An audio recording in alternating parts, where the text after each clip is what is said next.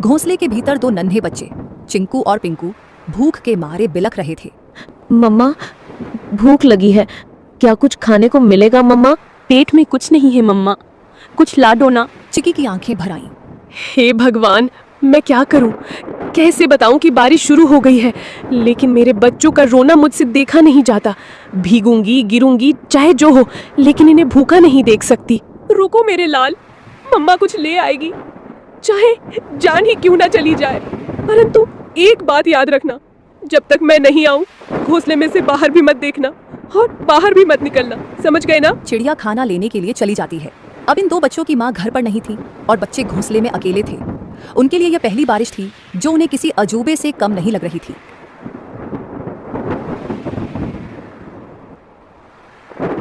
चिंकू बार बार गर्दन बाहर निकालकर देख रहा था। अरे ओ पिंकू, सुन रे, ये क्या चीज ऊपर से टपक टपक गिर रही है? कोई रो रहा है क्या? पिंकू घोंसले के कोने में दुबक कर बैठा था। अबे मूर्ख, रोने की आवाज नहीं है ये, बारिश है बारिश, आसमान बरस रहा है। पर ये आवाज कितनी डरावनी है। और पानी, इतना सारा पानी कहाँ से आता है रे? मत देख बाहर, मम्मा ने कहा था बिजली चमकी तो घोंसले समेत भस्म हो जाओगे। चिंकू सहम गया। हवा के साथ पानी की बौछारें घोंसले तक पहुंचने लगी थी। दोनों भीगने लगे। मम्मा कब आएगी पिंकू? भूख लग रही है यार, और डर भी। पिंकू कुछ नहीं बोला। उसकी आंखों में चिंता थी। मम्मा ने कहा था कि अगर मैं देर से लौटूं तो घबराना मत, चुपचाप बैठे रहना, डर से बड़ा कोई शिकारी नहीं होता। चिकी चिड़िया को जंगल में कुछ गेहूं मिले। उसने वो गेहूं को अपनी पतली टांगों से पकड़ा और तेज बारिश में फिर से बच्चों के पास लौटने की ठान ली। बारिश और हवा में अपना जोर दिखाना शुरू कर दिया था। उसे ना चाहते हुए भी एक पेड़ की डाल पर बैठना पड़ा। हे राम, बच्चे अकेले हैं, घोंसला खुला है और ये बारिश बढ़ती ही जा रही है। यदि बारिश थोड़ी सी भी कम हो तो मैं सीधी दौड़ती हुई उड़कर अपने बच्चों के पास पहुंच जाऊंगी। तभी बगल की डाली पर टोनी तोता फुर्र से आकर बैठा। अरे टुनी बहन, तू यहाँ क्या कर रही है इस तूफानी बारिश में? तुझे होश भी है कि बच्चे अकेले हैं? टोनी भाई, क्या करूं, उड़ नहीं पा रही, पंख गीले हो गए हैं। बहन, कल की बात बताऊं, मैं कबूतर बहन के घोंसले के पास से जा रहा था। क्या हुआ वहाँ? बहन, एक सांप आया था, बहुत लंबा और काला, चुपचाप डालियों के पीछे पीछे सरकता हुआ सीधा घोंसले तक पहुंच गया। फिर किसी ने देखा नहीं? मैंने देखा, मैं ऊपर ही उड़ रहा था। जब देखा कि सांप कबूतर के बच्चों के ऊपर झपटा, मैं चीखा जोर से, सांप सांप।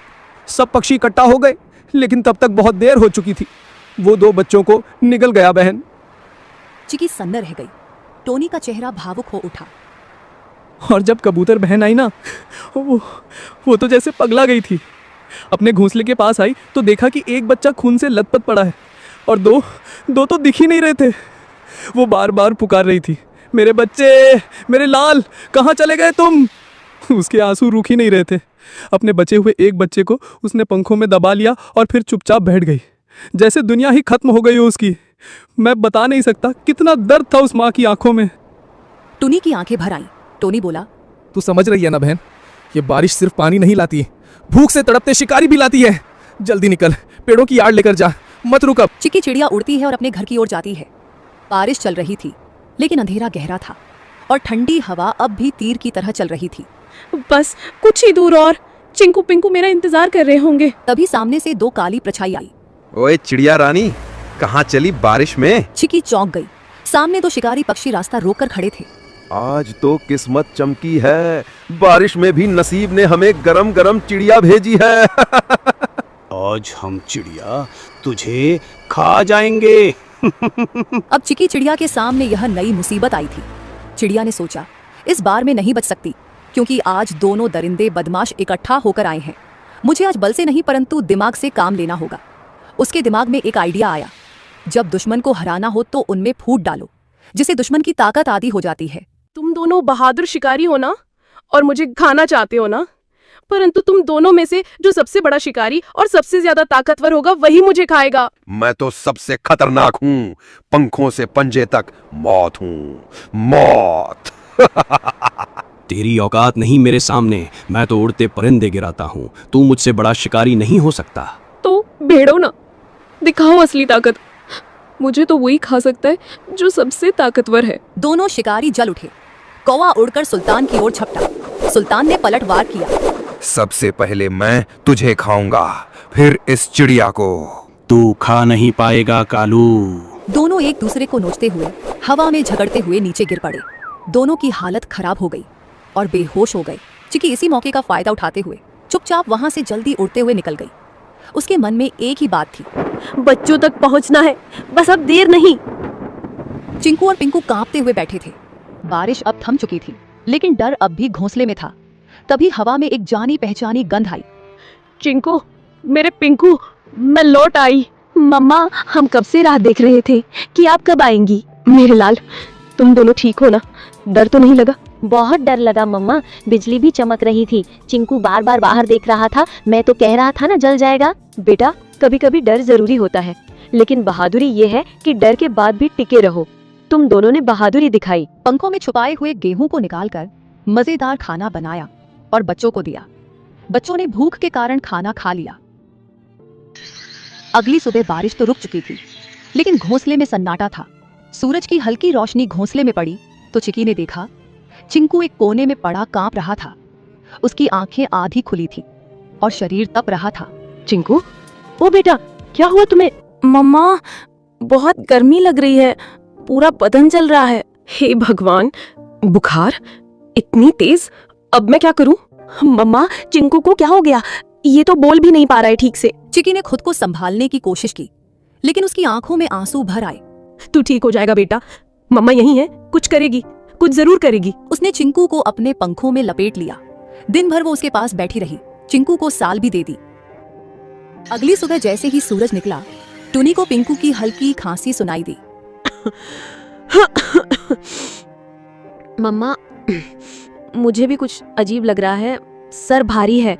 नहीं, अब तू भी? ये क्या हो रहा है मेरे बच्चों को? हे भगवान, मैंने कौन सा पाप किया? भूख मिटाने चली तो बारिश आई, बारिश में निकली तो शिकारी आए, और शिकारी से बचकर आई तो अब ये बुखार। क्या मेरी ममता की परीक्षा ले रहे हो तुम? पिंकू और चिंकू दोनों अब मम्मा के पंखों के बीच पड़े कराह रहे थे।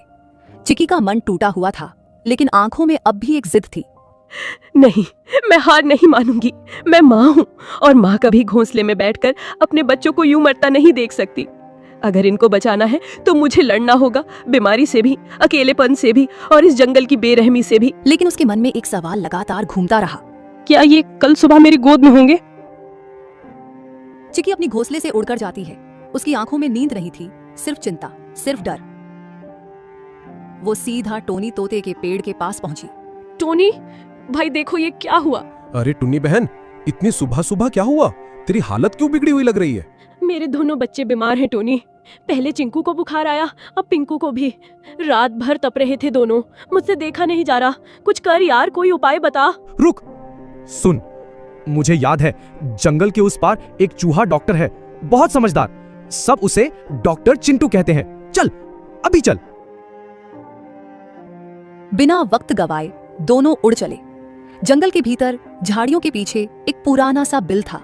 बाहर लगे बोर्ड पर लाल निशान से पता चल गया, यही डॉक्टर का घर है। डॉक्टर साहब, जल्दी बाहर आइए, एक माँ के बच्चे बीमार हैं, बहुत बुरे हाल में हैं। कुछ पल बाद डॉक्टर चिंटू बाहर आए। कितने दिनों से बीमार है? 2 दिन से, लेकिन रात में हालत और बिगड़ गई। ले चलो मुझे, मैं खुद देखूंगा। कुछ देर में तीनों घोंसले पर पहुंचे। डॉक्टर ने बच्चों को चेक कर लिया। ये साधारण बुखार नहीं है, ये वायरल है। बच्चों के शरीर में लड़ने की ताकत नहीं बची है। तो क्या ये मर जाएंगे? मैं कुछ नहीं कह सकता। मैं दवा दूंगा, अगर ऊपर वाले ने चाहा तो बच जाएंगे, पर मैं कोई गारंटी नहीं देता। तुम तो डॉक्टर हो, तुम्हारे पास उम्मीद होनी चाहिए। मैं दवा दे सकता हूं बहन, चमत्कार नहीं। जब शरीर साथ नहीं देता तो दवा भी हार जाती है। अब ये तेरी ममता और भगवान की मर्जी पर है। चिकी जानती थी अब उसके हाथ में कुछ नहीं बचा था। वो निकल पड़ी एक उम्मीद में। वो जा रही थी उस पेड़ की ओर जो जंगल के बीचों बीच सबसे ऊंचा था, एक ऐसा स्थान जिसे पक्षी शांत शिखर कहते थे। वहां कोई शिकारी नहीं आता, न चीलें बैठती हैं, न कौवे मंडराते। ये कोई आम डाल नहीं थी, ये वो जगह थी जहां आकाश और आत्मा एक हो जाते हैं, जहां हर पत्ता, हर हवा, हर किरण साक्षात ब्रह्मांड की भाषा बोलती है। चिकी वहां पहुंची, कांपती, थकी हुई, लेकिन जिंदा उम्मीद से भरी हुई। उसने आंखें बंद की और गहराई से सांस ली।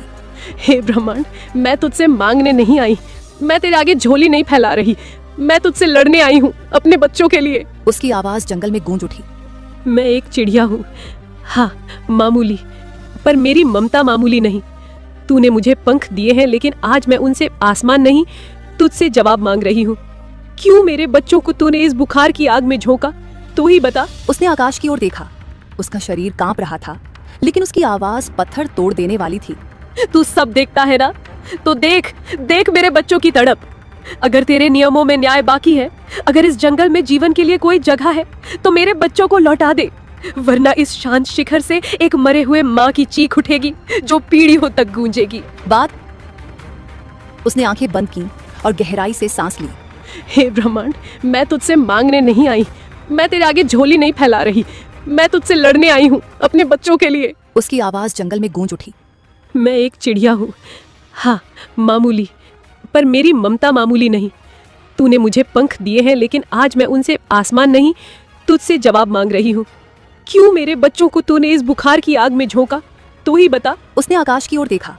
उसका शरीर कांप रहा था, लेकिन उसकी आवाज पत्थर तोड़ देने वाली थी। तू सब देखता है ना, तो देख देख मेरे बच्चों की तड़प। अगर तेरे नियमों में न्याय बाकी है, अगर इस जंगल में जीवन के लिए कोई जगह है, तो मेरे बच्चों को लौटा दे, वरना इस शांत शिखर से एक मरे हुए माँ की चीख उठेगी जो पीढ़ियों तक गूंजेगी। बाद में चिकी जिस पेड़ पर बैठी हुई थी, वह पेड़ बोलने लगा। जाओ, अब देखो। वो उड़कर घोंसले की ओर लौटी। उसका दिल डूब रहा था, लेकिन उस डूब में एक अजीब सी शांति थी, जैसे प्रकृति ने जवाब दे दिया हो। जैसे ही उसने घोंसले में कदम रखा, वैसे चिंकू बोला, मम्मा पानी देना, मेरे होठ सूख गए हैं। चिक्की खुश हो गई। अब उसके बच्चे बीमार नहीं थे। मेरे लाल, तुमने जवाब दे दिया, तुमने मेरी पुकार सुन ली। धन्यवाद है इस ब्रह्मांड का कि ऊपर वाले मैं तुझे धन्यवाद देती हूँ जो तूने मेरे बच्चों को मुझे लौटा दिया। अगली सुबह दोनों बच्चे घोंसले के किनारे खड़े थे। आंखें चमक रही थीं, चोंच में ताकत लौट आई थी। चिंकू बोला, अब हम उड़ना सीखेंगे मम्मा। तुम दोनों बारिश से बचे, वायरल इन्फेक्शन वाले बुखार से बचे, अब तुम किसी से नहीं डरोगे।